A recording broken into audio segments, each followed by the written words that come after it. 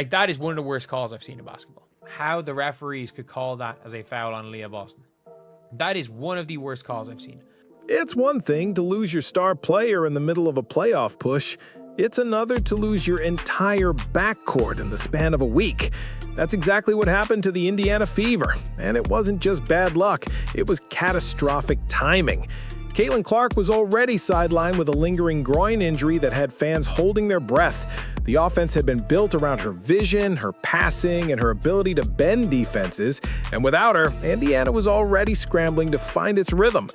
Then came the gut punch no one saw coming. In the very same game, Cydney Coulson went down awkwardly. Torn ACL, season over. Moments later, Aari McDonald limped off with a foot injury that the team later confirmed would also end her season.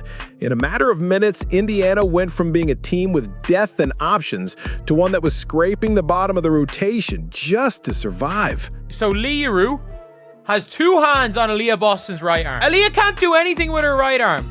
She can't do anything with her right arm. It's being hooked by Leroux. Suddenly, there was no true floor general. No calming presence to break the press. No one to slow the game down when it got messy. And messy it would get, because the ripple effect of these injuries was only beginning to show. When a WNBA team loses its starting point guard, the offense slows down. But when it loses 3 primary ball handlers in one swoop, it's like pulling the engine out of a car. You can push it down the road, but it's not going anywhere fast. That's exactly where the Fever found themselves. Christy Sides had no choice but to turn to players who hadn't been asked to initiate offense all season. Wings were suddenly bringing the ball up under heavy pressure. Forwards were being forced to create plays they weren't comfortable with. Opposing defenses smelled blood in the water and immediately cranked up full-court pressure, knowing Indiana didn't have the personnel to handle it. So Leroux, all I'm going to say is that this is democracy manifest. I see Lee knows her judo. If the late game timeout was one headline, the officiating was the other, and it started with Aliyah Boston. In the fourth quarter, battling for position, her arm gets clamped by a Dallas defender. Instead of calling the foul on Dallas, officials whistle Boston. Indiana challenges, but the call is upheld. Even ESPN's Rebecca Lobo says she expected it to be overturned. The ripple effects were brutal. The turnover rate spiked. Offensive sets broke down before they could even get started. Instead of clean pick-and-roll actions, possessions turned into chaotic isolation attempts. And while the Fever still had talented scorers, without a steady hand at point guard, those scorers rarely got the ball in their sweet spots. This wasn't just about losing games, it was about survival. The Fever season was teetering, and every possession felt like a battle just to get the ball past half court. With Clark out and the backcourt gutted, all eyes turned to Kelsey Mitchell. She's always been Indiana's go-to scorer when the offense needs a spark, but now she wasn't just the spark, she was the entire fire. Mitchell trying to create with 5 to shoot. Mitchell through the lane and scoop it in. 3 and still able to scoop it up and in. Defenses that used to key in on Caitlin now collapsed on Mitchell the second she touched the ball. Double teams came from every angle. Passing lanes closed before they even opened. Mitchell had to work twice as hard for every shot, fighting through traps and hand checks just to get to her spots. The crazy part? She still put up numbers, but the cost was visible. More minutes, more physical wear, and more risk of injury with every game. It's the kind of load that wears down even the most durable players. Fans could feel the tension. Every possession with Mitchell dribbling up the court carried the unspoken question: what happens if she goes down too? Without her, Indiana's offense wouldn't just sputter, it would flatline.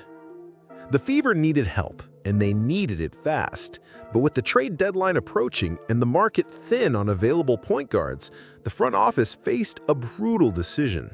Up until now, Caitlin Clark had kept quiet about the injury. No cryptic tweets, no sideline outbursts, just the occasional courtside smile that left fans guessing whether she was hiding pain or plotting a comeback. But then came the sit-down with Sue Bird, a moment that felt less like an interview and more like a confession. Clark didn't mince words. She admitted the injury had been nagging for weeks, even before she officially sat out. She talked about the frustration of watching her team struggle from the bench, knowing she couldn't be out there to fix it. And most tellingly, she made it clear she wasn't going to rush back just to be a symbol for the franchise. This wasn't the polished, media-trained answer people expected. It was raw, vulnerable. The kind of honesty that reminds you she's still human beneath all the highlight reels and jersey sales. The conversation sent shockwaves online. Some fans praised her for putting her long-term health first. Others, especially those clinging to playoff hopes, questioned if she was being too cautious. Either way, the silence was over, and the focus shifted to one burning question: when will she actually return? After the Sue Bird interview, everyone wanted specifics, dates, timelines, anything concrete. But Clark kept it vague, saying only that she was listening to her body and taking it day by day. For fans desperate for good news, that was like handing a starving person a menu but no food. Reporters tried to piece together clues. They looked at practice footage, zooming in to see if she was putting weight on her injured leg. Social media detectives analyzed every courtside appearance. Was she walking without a limp? Was she wearing a brace? The speculation only grew when Clark was spotted at shoot-arounds, moving lightly but not participating in contact drills. Inside the Fever's camp, there was a noticeable wall of secrecy. Christy's sides avoided giving straight answers. Teammates played coy. It was as if the entire organization had agreed to keep the timeline under wraps, either to protect Clark from pressure or to keep opponents guessing. But the WNBA schedule wasn't going to wait. Every game she missed dug Indiana deeper into a hole. And the longer the silence dragged on, the more the whispers began. Maybe this was more serious than anyone had been led to believe. Life without Caitlin Clark was a harsh reality check for the Indiana Fever. Offensively, they went from one of the most watchable teams in the league to a unit that struggled to string together 2 good possessions in a row. Without Clark's floor vision, fast break passes, and deep-range shooting, the spacing collapsed. Defenses no longer had to guard 30 feet from the basket. They could pack the paint and suffocate the lanes. Kelsey Mitchell did her best to shoulder the load, but without a reliable secondary playmaker, the offense became predictable. Teams dared Indiana's role players to beat them, and more often than not, they couldn't. Turnovers spiked. Shot clock violations became routine, and when the Fever did manage to get open looks, the shots weren't falling. The ripple effect hit the defense too. Missed shots meant opponents could push the pace, forcing Indiana to defend in transition, something they struggled with all season. The energy on the floor dipped, and so did the team's confidence. But the most glaring loss wasn't just statistical, it was emotional. Clark's swagger, her ability to light up a crowd and swing momentum in a single play, that was gone. And without it, the Fever looked like a team searching for an identity. Everything now boiled down to one make-or-break question. Could the Indiana Fever survive long enough for Caitlin Clark to return, or was the season already slipping away? The Eastern Conference standings weren't doing them any favors. Every loss tightened the noose, making each upcoming game feel like a must-win. Without Clark, the Fever were running on fumes, and the schedule was merciless, stacked with road trips and matchups against playoff-caliber teams. The fan base, which had been riding the high of sellout crowds and surging TV ratings, started to feel the tension.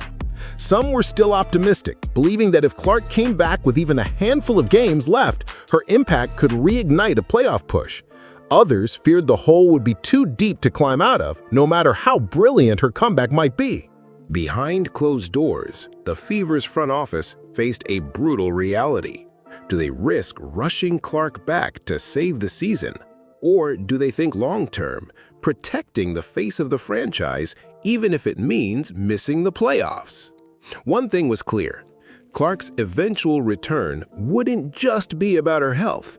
It would be the defining moment that decided whether Indiana's 2025 season was remembered as a stepping stone or a collapse. While Indiana wrestled with their own crisis, there was another layer no one could ignore. The WNBA itself had a lot riding on Caitlin Clark's return. She wasn't just a player, she was the league's biggest draw, the reason ratings and ticket sales had exploded. Every missed game didn't just hurt the Fever, it hurt the entire league's momentum.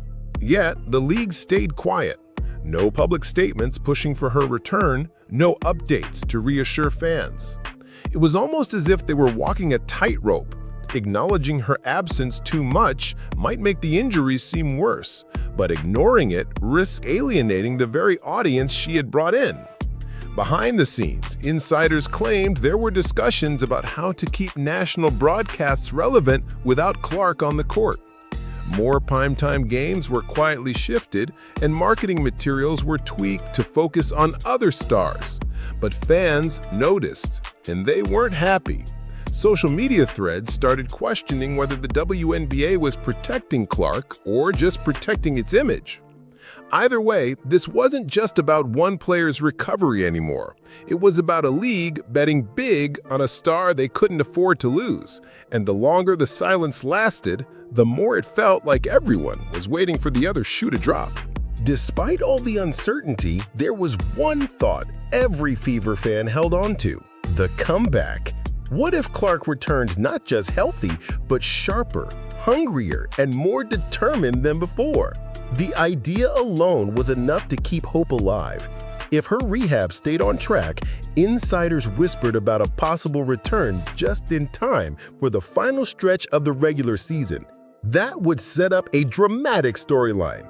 Indiana clawing its way back into playoff contention, powered by the return of their star. The Fever's offense, which had sputtered without her court vision and deep shooting, could instantly spring back to life. Opponents who had grown comfortable playing Indiana might suddenly be facing a completely different team. For Clark herself, the comeback would be personal.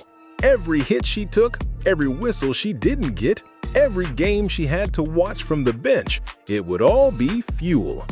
Fans envisioned her walking onto the court to a standing ovation, draining her first deep three, and flipping the entire momentum of the season in one night. But there was also the risk. Push too hard, too soon, and the dream could turn into another setback. And that's the razor's edge this entire season now balanced on.